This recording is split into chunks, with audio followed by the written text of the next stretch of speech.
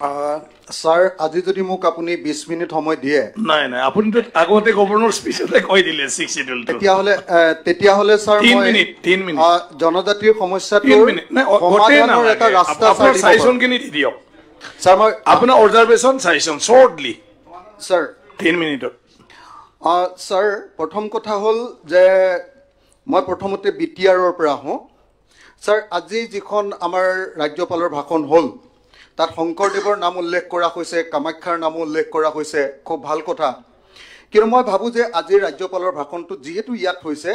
আমাৰ বডুফা উপেন্দ্ৰনাথ ব্ৰহ্মৰ নামটো স্মৰণ হ'ব লাগে এটো মোৰ পিনৰ পৰা আপোনালোকৰ প্ৰতি সদনৰ প্ৰতি মোৰ এটো বিনম্ৰ অনুৰোধ এতিয়া আমি দেখিছো যে বিটিআৰটো যদি হসাকে ভালকে কাৰ্যকৰী হ'ব লাগে তেতিয়ালে ফান্ড পজিশনটো বাঢ়িব লাগে এতিয়া দেখা গৈছিল যে 2020-21 চনত যেতিয়া হাগ্ৰামা মহিলাৰ লাষ্ট আছিল তেতিয়া বিটিআৰৰ বাজেট আছিল 680 কোটি টকা ষ্টেট গভৰ্ণমেণ্টৰ পৰা এছঅপিটি যেটো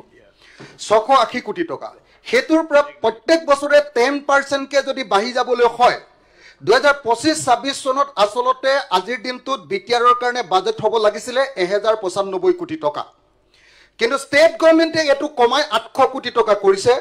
গতিকে মই মুখ্যমন্ত্ৰী ডাঙৰীয়াত উপস্থিত আছে মই মুখ্যমন্ত্ৰী ডাঙৰীয়াক অনুৰোধ জনাইছো যে আৰু 295 কোটি টকা বিটিআৰক দিয়াৰ ব্যৱস্থা গ্ৰহণ কৰিব লাগে ঠিক তেনেকে মই ভাবো যে ডিমা হাছাও অটোনমাস কাউন্সিল আৰু কাৰ্বি অটোনমাস কাউন্সিলৰ ক্ষেত্ৰতো 10% কে বহুৱাৰ যিটো নিয়ম হে অনুসৰি ডিমা হাছাও অটোনমাস কাউন্সিল আৰু আপোনাৰ কাৰ্বি অটোনমাস কাউন্সিলকো ফান্ডটো এছঅপিডি বা ষ্টেটৰ পৰা দিয়া ফান্ডটো অলপ বঢ়াব লাগে এটো দুৰ্ভাগ্যজনক কথা যে এবাৰ সেন্ট্ৰেল গভৰ্ণমেণ্টৰ ফান্ডটো বিটিআৰৰ ক্ষেত্ৰত কমাই দিছে মই আশা কৰো আমাৰ ষ্টেট গভৰ্ণমেণ্টে সেন্ট্ৰেল গভৰ্ণমেণ্টক এটো বঢ়াবৰ কাৰণে অনুৰোধ কৰিব এতিয়া মই আপোনালোকক ক'ব খুজিম যে আসলতে বিটিআৰ যিখন চুক্তি হ'ল মই 6 শিডিউল গুটেটোলে যোৱাৰ আগত বিটিআৰ চুক্তিখনত সৰ্বমুঠ চৰকাৰে কৈছিল যে 79টা আমি কাম বিটিআৰৰ কাৰণে কৰি দিম 79টা কাম কৰি দিম অলপ আগতে মই মুখ্যমন্ত্ৰী ডাঙৰীয়াৰ লগত কথা পাতিছিলো তেতিয়া তেখেতে ক'লে যে অকল এটাহে কাম বাকি আছে গুটেখিনি কৰিলো মই দেখিলো যে গুটেখিনি মই নিজে ইয়াতে একদম ধুনিয়াকে বনাই আনছো ৰিসাৰ্চ কৰি সব মানুহৰ লগত কথা বৰ্তা পাতি যে আসলতে বিটিআৰৰ চুক্তি 2020 চনত 27 জানুৱাৰী তাৰিখৰ দিনে যে 79টা কামৰ প্ৰতিশ্ৰুতি দিয়া হৈছিল তাৰ কেৱল 24টা কামহে এতিয়ালৈকে কৰা হৈছে অৰ্থাৎ 30.37% হে কাম কৰা হৈছে আৰু বেছিভাগ কামে এতিয়ালৈকে কৰা নাই মই ভাবো যে অসম চুক্তিৰ নিচিনাকে আকৌ বিটিআৰ চুক্তি কাৰ্যকৰী কৰিব লাগে বুলি যাতে বড়ো মানুহে আন্দোলন কৰিবলগীয়া নহয় আকৌ যদি বড়ো মানুহে হাতত অস্ত্ৰ তুলিবলগীয়া নহয় তাৰ কাৰণে এবছৰৰ ভিতৰতে বিটিআৰ চুক্তি 2020 চনৰ চুক্তিৰ 100% দফাসমূহ কাৰ্যকৰী কৰাৰ ব্যৱস্থা গ্ৰহণ কৰিব লাগে এতিয়া যদি মই কওঁ এটা বা দুটা যদি উদাহৰণ দি দিওঁ মুখ্যমন্ত্ৰী ডাঙৰীয়াই নিজে গম পাব ইয়াত আছিল অল্টাৰেশ্যন অফ এৰিয়া বিটিএডিৰ অল্টাৰেশ্যন এৰিয়াত কৈছিলে যে inclusion of villages having majority tribal population কৈছিলে যে তেনেকুৱা গাঁও আছে মই জনামতে 1100খন এতিয়ালৈকে তেনেকুৱা ট্ৰাইবেল গাঁও ইয়াত অন্তৰ্ভুক্ত কৰিছে মাত্ৰ 60খন exclusion of villages having majority non-tribal population যিবিলাক non-tribal population that 51ত K com tribal মানুহ আছে সেইবিলাকক বিটিআৰৰ পৰা কটাৰ কথা আছিল তাৰ এখনো গাঁও এতিয়ালৈকে কটা নাই হেতু কটাৰ ব্যৱস্থা কৰিব লাগে তাৰ পাছত বিটিআৰৰ আপোনাৰ কনস্টিটুৱেন্সি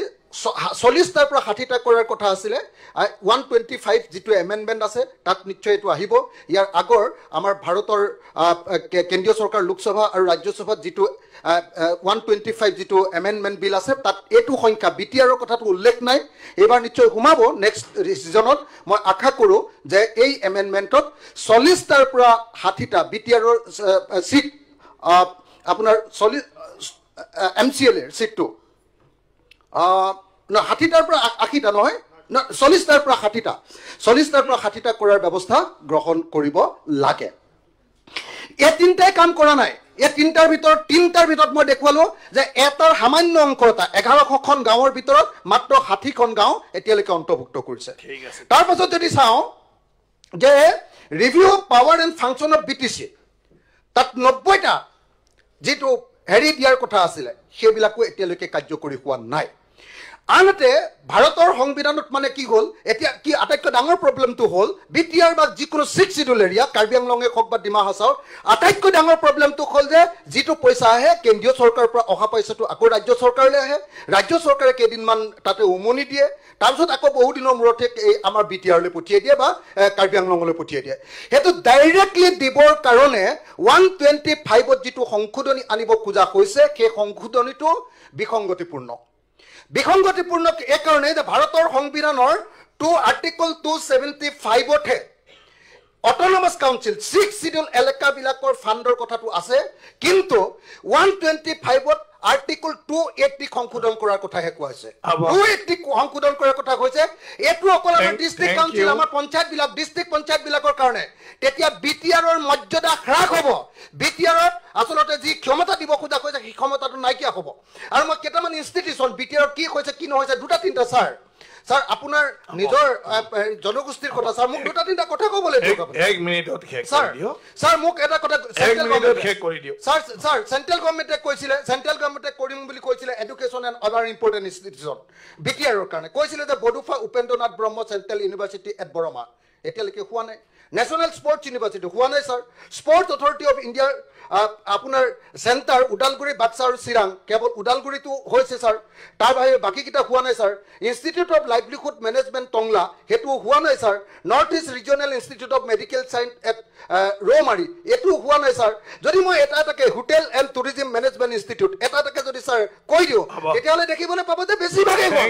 অথচ মুখ্যমন্ত্ৰীয়ে ভাবি আছে যে মই যিমানকেইটা কাম কৰিম বুলি কৈছিলোঁ চুক্তিত যিমান কথা আছে তাৰ এটাহে বাকী আছে বুলি তেখেতে মনে মনে ভাবি আছে আজি অলপ আগতে মই কথা পাতোতে এইটো কৈছোঁ গতিকে ছাৰ বিটিআৰ চুক্তি 100% ছাৰ কাৰ্যকৰী হ'ব লাগিব